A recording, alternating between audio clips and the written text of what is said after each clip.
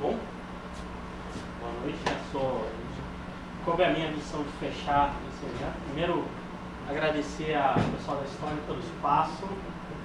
Bianca, obrigado pelo espaço. Show de bola, são mais de parabéns. Agradecer.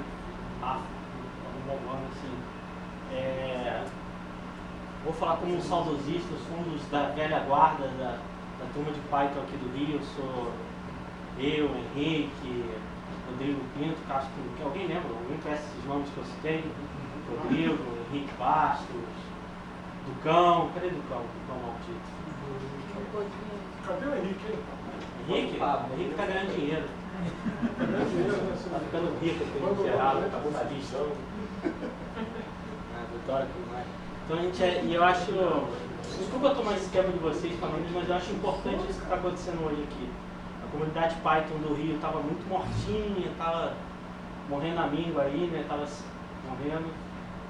Varnene é uma das que sempre está puxando, né? Começou lá, lembro lá daquela época que a gente estava indo no hotel urbano, que era Henrique, né? Estava lá direto no hotel urbano, lá o pessoal puxando. Então é isso aí. A comunidade é feita disso, de vivência, de renovação, de galera que hora tá puxando, hora tá correndo atrás, a gente vai ficando com o cabelo branco, fica um pouquinho mais velho, aí tem filho, casa, essas coisas que a vida pega na gente. Jabá feito, quero convidar vocês para vir junto comigo numa parada que eu queria trazer um pouco para vocês, que é esse papo de Effective Java, Effective Python.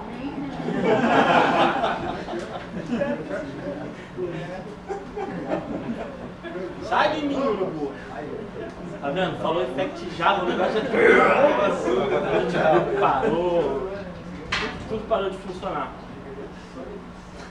O pior de tudo é que tem um livro chamado Effective Java, que é o mesmo princípio desse cara.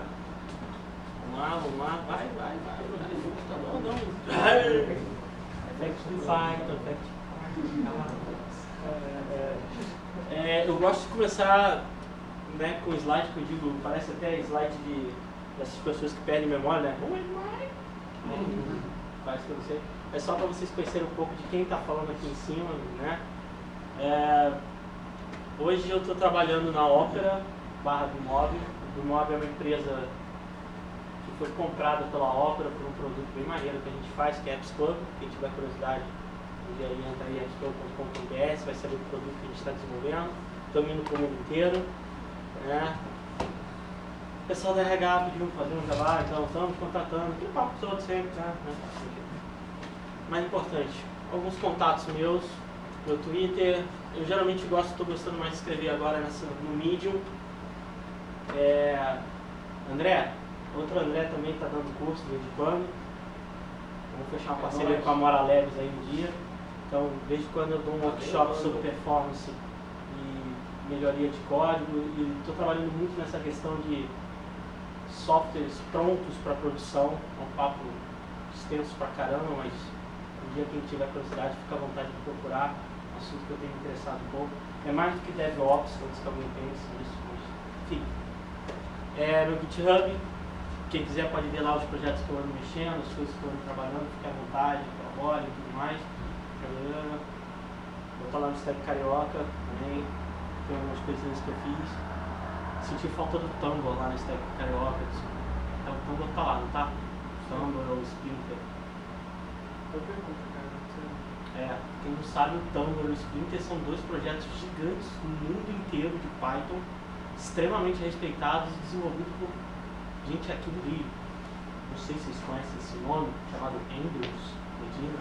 Alguém não conhece o Andrews? Você conhece. Eu fiz a negativa, né? Só para sacanear. Não, dois pontos atrás. O Andrews. O Splinter é uma ideia do Andrews, do time Cobra Team. Um dia perguntem pro Andrews a história do Cobra Team, é bem maneira. E tem um Tumblr que também é do Bernardo Reino, que puxou bem. E é um dos produtos, uma das paradas mais usadas no mundo inteiro.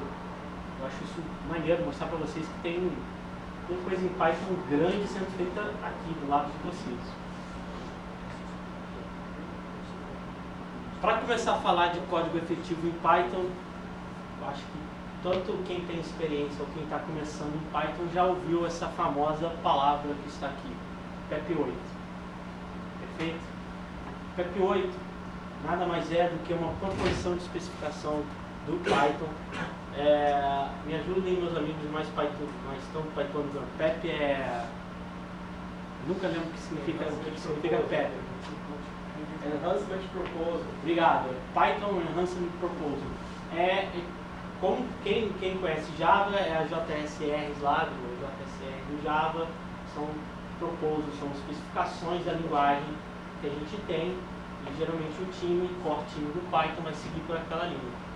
E aí alguém teve uma brilhante ideia de criar um code style, de criar um documento que dissesse o que é um código Python, como você tem que escrever, etc e tal. Para quem está começando com Python, PEP8 parece quase ditatorial, né? Quem já viu ou quem já sofreu o famoso commit PEP8 aí em algum projeto, já viram? Projeto open source, famoso... projeto Python é maravilhoso, né? Você abre a árvore de log dele de commit assim, geralmente tem lá, não? Feature, PEP8, feature, PEP8, feature, PEP8. Né? Quem já trabalhou com outros Pythonistas, com esquema de code review, né, Daniel? Já ouviu muito. Você chegou a trabalhar no Team Blenders? Mas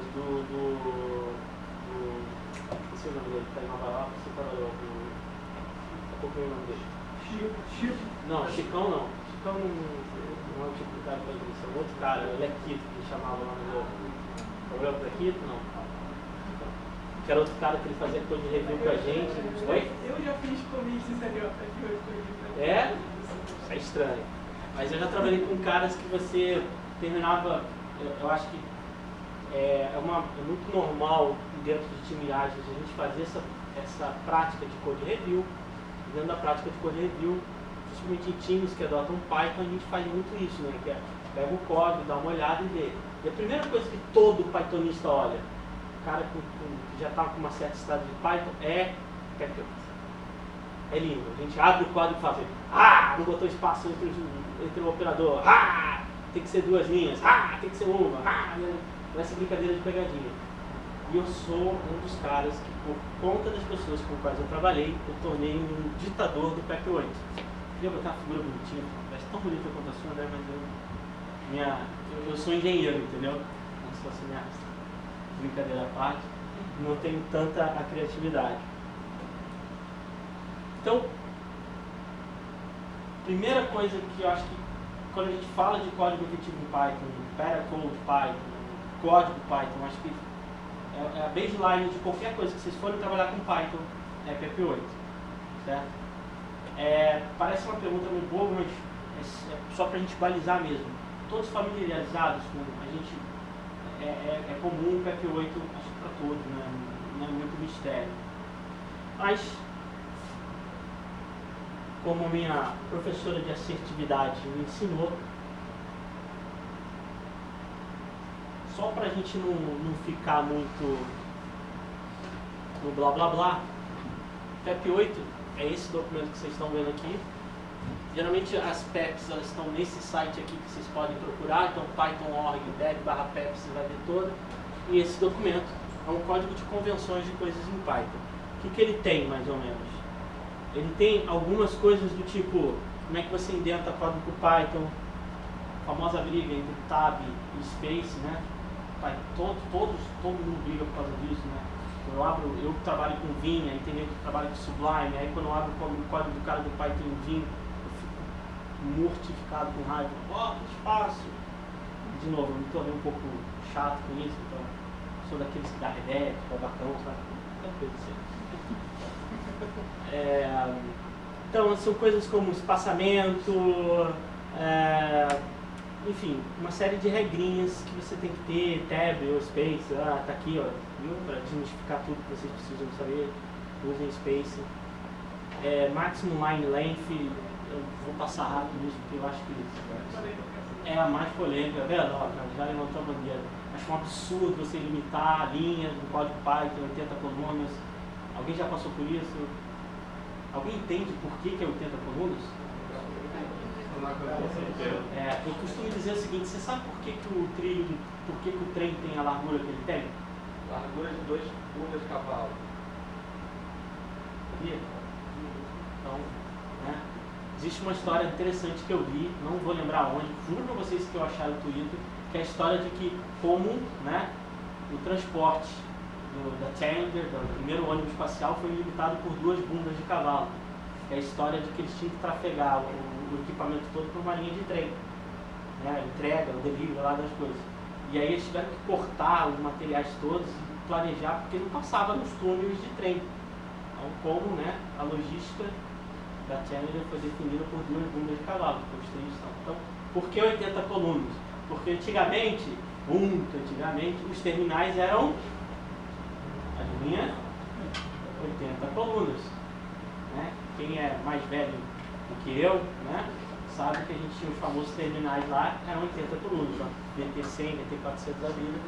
Então, por isso que a gente tem essa limitação de tamanho de linha de 80 colunas. Porque não tinha scroll. Como é que você vai ler uma coisa maior do que a tela? Isso, eu acho isso super polêmico, não vou entrar nessa questão. É uma das regras de PEC 8 que eu ignoro, sendo bem sincero. Só um comentário em relação a isso, que apesar de ter esse motivo histórico, hoje em dia muita gente ainda prefere, inclusive, porque você consegue, fica mais fácil botar 2 códigos um do lado do outro. Exatamente. Então, se você tem uma tela de 160 pontos, você consegue botar certinho. Você vai ver, eu vou tentar, outras coisas que é desafiador para mim aqui, eu vou tentar fazer um live coding com vocês para mostrar algumas coisas que eu quero mostrar, que eu acho que para falar disso, acho que a melhor forma de falar disso é mostrando o código e editando, não me sacaneia, porque eu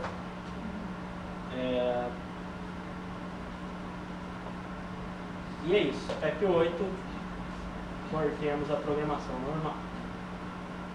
Beleza. A segunda coisa que eu queria falar com vocês, antes de sair, tentando pra gente ir lá direto, é Pythonic. Creio que a maioria de vocês já ouviu isso, né?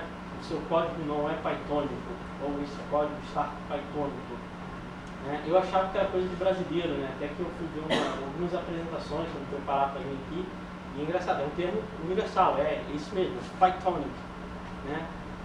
E parte de falar sobre código efetivo em Python é falar o que é Pythonic. É você escrever código Pythonic. E a melhor definição que eu consegui extrair foi de uma questão do Stack Overflow, ali, que ser Pythonico é você explorar ao máximo os recursos da linguagem Python para produzir um código claro, conciso e manutenciável. Alguém me ajuda com a tradução depois aí?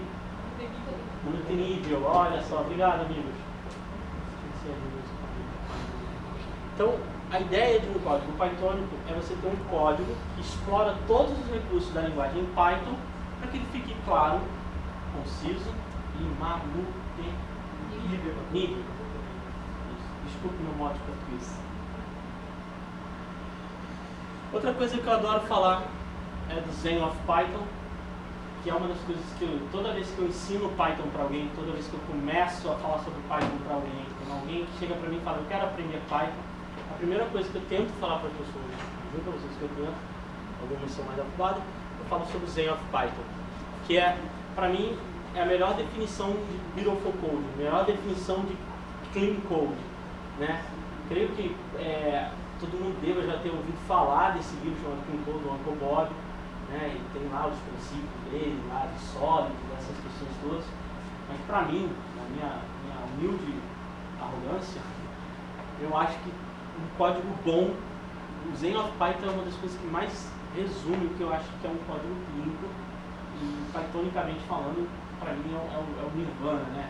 Que prefiro o belo ao feio, explícito é melhor do que implícito, o simples é melhor do que o complexo, complexo é melhor do que o complicado, flat is better than nested, ou seja, amigas, tradução, I translate aqui, flat. É o raso melhor do que o aninhado. Por aí, tipo, evitar você fazer código aninhado, você evitar muito nível de indentação, por assim dizer. Esparso é melhor do que denso, ou seja, use espaço em branco, abuse de botar linhas entre as suas estruturas. Isso é uma das coisas que eu vou mostrar para vocês, vou tentar. Readability count, legibilidade conta. Casos especiais não são especiais o suficiente para que você quebre as regras acima, né? Através da prática, você alcança a pureza. Erros nunca devem se passar silenciosamente, ao menos explicitamente silenciados, né? Isso é uma das coisas que a gente vai ver também de Effective Python, né? Quem veio do mundo Java e tenta ir para programar em Python, ele acaba levando um ranço da linguagem junto. Não que Java seja feio, Java seja ruim, sem esse tipo de revanchismo. Não é minha intenção, até porque meu dia a dia de trabalho hoje é Java, é Scala, é Python. Estou lidando com essas linguagens todas, mas é só que o jeito de programar é diferente. Então você não pode querer fazer um código bom em Java, um código bom em Python, usando as mesmas estruturas que você tem em Java. O contrário também é verdadeiro. Você não pode querer fazer um código bom, legível, conciso, etc. e tal, em Java, querendo usar as estruturas em Python. No caso, ok? E o André, quando ele estava fazendo a palestra, ele levantou um ponto que eu acho super legal falar. Python ele tem essa pegada de ser fazer muito com pouco, de ser uma linguagem concisa, de ser uma linguagem que ela te induz a você escrever menos. Porque quanto menos código você escrever, menos bug você vai fazer. Parece rocket science, essa coisa, mas é sério isso. Menos código, menos bug, né? E a gente pode ir para uma outra linha, né? Por isso que a gente está... Hoje o mundo caminha para microserviços, porque tem menos código, menos possibilidade de bug, né? Quanto menos você faz, menos chance você está dando de errar, né? É um princípio válido que a gente tem que ter no nosso código, né? Quanto mais conciso for o nosso código, menor a chance da gente introduzir erros, etc. Dito isso, juro para vocês que eu vou tentar fazer um live code com vocês. Isso é um código real, isso é um código que funciona, isso está dentro da minha aplicação. Literalmente eu peguei parte do serviço que a gente fez lá no meu trabalho em Python. Nesse caso a gente está usando Django. Esse cara está pegando uma lista de destaques, está checando quais são os parceiros que estão dentro desses destaques, e a ideia é que ele valide as mídias que estão desses destaques, fazendo um método de validação ali dentro. Essa é a ideia que a gente está. De novo, isso é um código real, tá? Isso é um código mesmo. Eu até estava tentando ver se eu fazia um pseudocódigo. Falei, cara, não, vamos pegar um código real, não tem tanto problema de negócio em mostrar para vocês, porque tem uma regra de negócio ali. E é isso. Primeira coisa que eu falei para vocês, PEP 8. Eu trabalho com Vim, adoro Vim, para mim é um dos melhores editores que tem. Não, cara, eu não tenho 8 mãos. Em Emacs é preciso clonar mãos para poder editar. Não. Emacs para salvar é Ctrl X, Ctrl S, Ctrl F, Ctrl D, Ctrl não sei o que. Não, adoro não ter tendinite. Mas, então, vai a primeira dica, que é, sempre que possível, usem o editor de vocês, no dia a dia de vocês, e, cara, tenham os milhares, e para todos os editores, autoformatadores de PEP8, validadores de PEP8, coloquem, façam, obriguem-se a seguir. É que nem ele falou, pô, tudo bem, não faz tão sentido assim hoje em dia limitar a linha em 80 colunas, mas eu concordo, aumenta a legibilidade ficar em 80 colunas, né? Porque, veja, essa linha aqui, por exemplo, ela não está limitando a 80 colunas, ela está vazando tudo. Poxa, para eu entender todos os parâmetros que ela está recebendo ou fazendo, olha a quantidade de coisas que eu tenho que dar scroll na tela. Certo? Então, primeiro, base. Quer escrever código efetivo em Python? Use PEP8. Uma outra ideia, deixa eu olhar na foto. Uma outra ideia que eu acho importante por trás do PEP8 é que o PEP8 acaba criando um idioma comum de Python. Então, qualquer projeto Python que você abra, seja escrito por um brasileiro, seja escrito por um russo, seja escrito por um indiano, seja escrito por um afegão, um americano, qualquer um, ele vai ter uma cara muito parecida